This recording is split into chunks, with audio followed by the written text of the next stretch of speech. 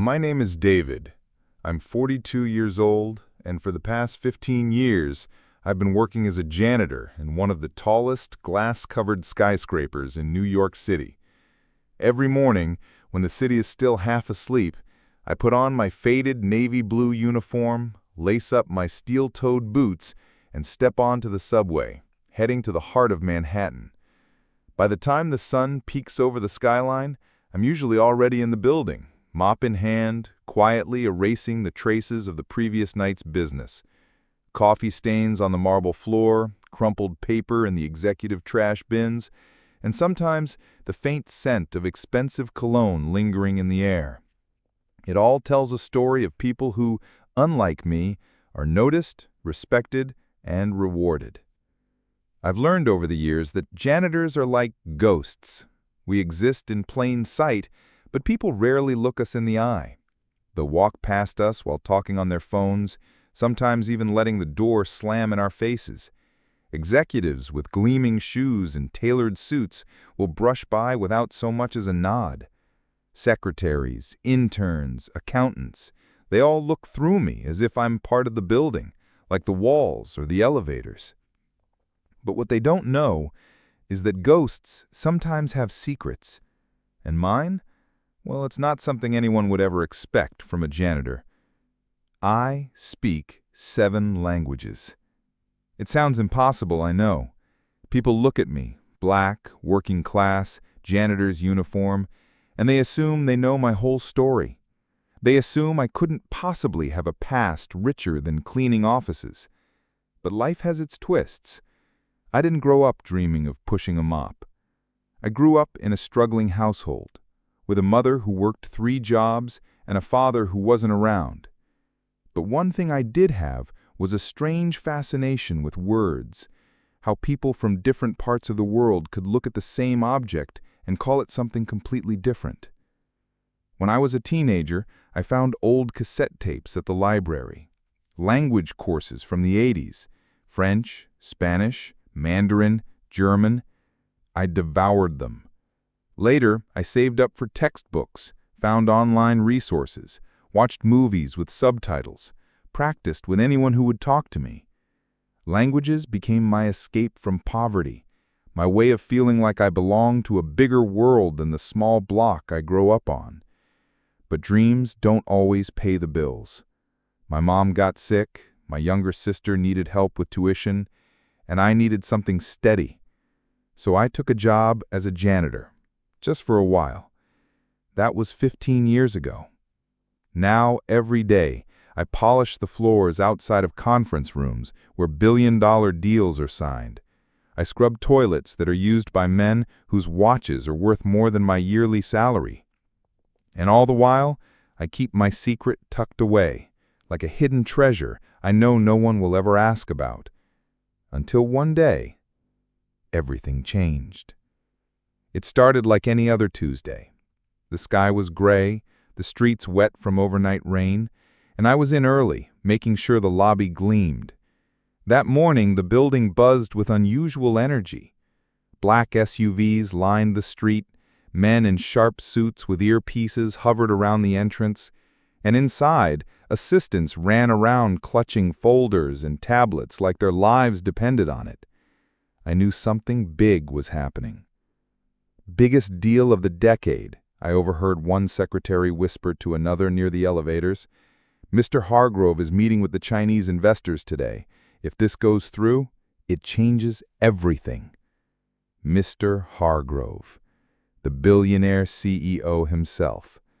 I'd only seen him a handful of times in person, tall, silver-haired, commanding presence that could make a room go silent with just a glance. He owned half the city, or at least it felt that way. The kind of man who had private jets, yachts, and a face that showed up on magazine covers. To someone like me, he was untouchable. But that morning, he wasn't the only one walking into the building. The Chinese delegation arrived, sharp and formal in tailored suits, their expressions unreadable.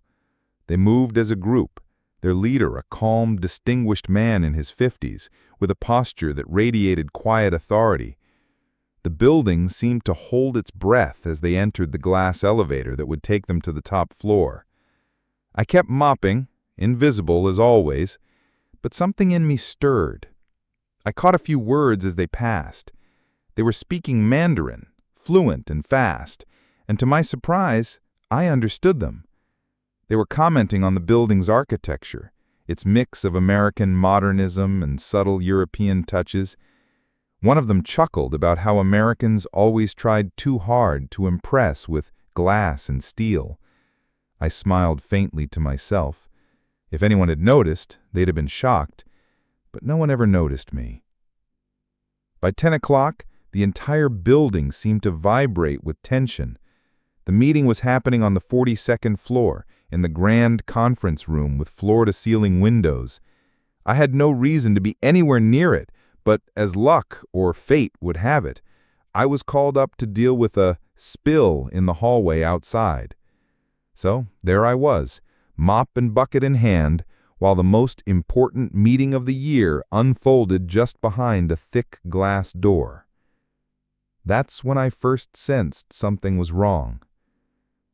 Through the glass, I could see the American side, Mr. Hargrove and his executives, smiling stiffly, trying to maintain control. On the other side, the Chinese investors sat silently, their faces hardening by the minute.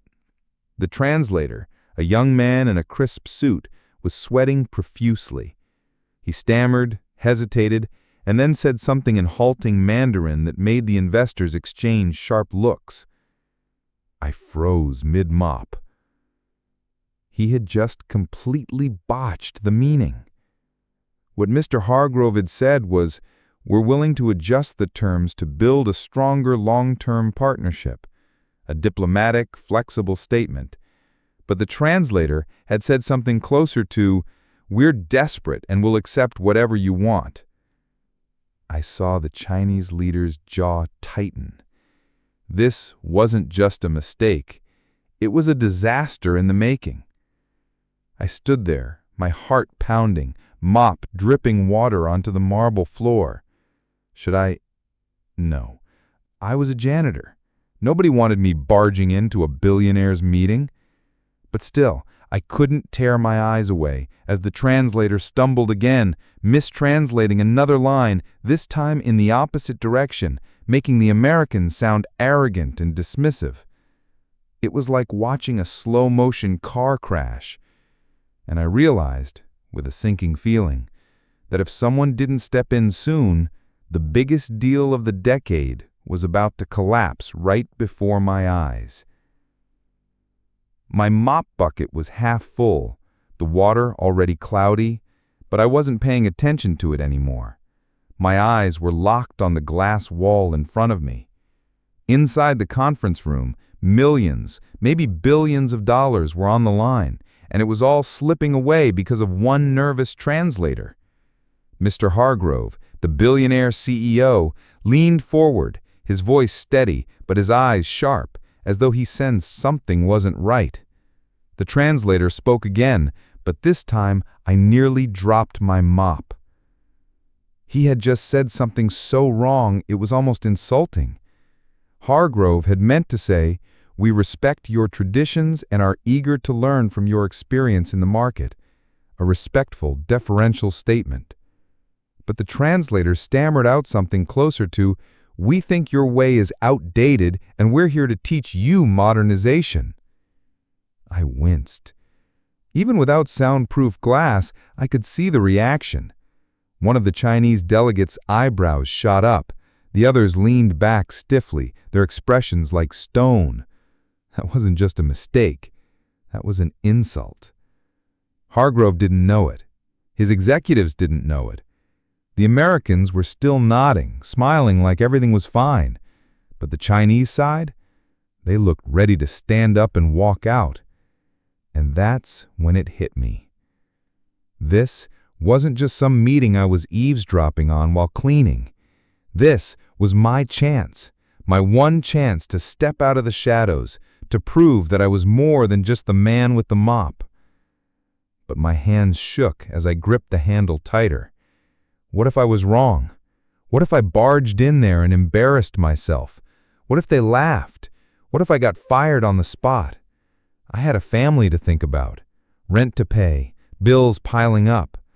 This job, as small as it seemed to others, kept us afloat. But yet, if I stayed silent, I'd have to live with the knowledge that I could have saved the deal, but didn't. The glass door swung open suddenly. The young translator stumbled out, his face pale and sweaty. He clutched his briefcase like a lifeline and muttered something about not feeling well. He hurried down the hall, leaving the room without a translator. I froze. Inside the conference room, chaos was breaking loose. Mr. Hardgrove raised his voice, trying to re-establish control, but without a translator, it was like yelling across a canyon. The Chinese investors exchanged words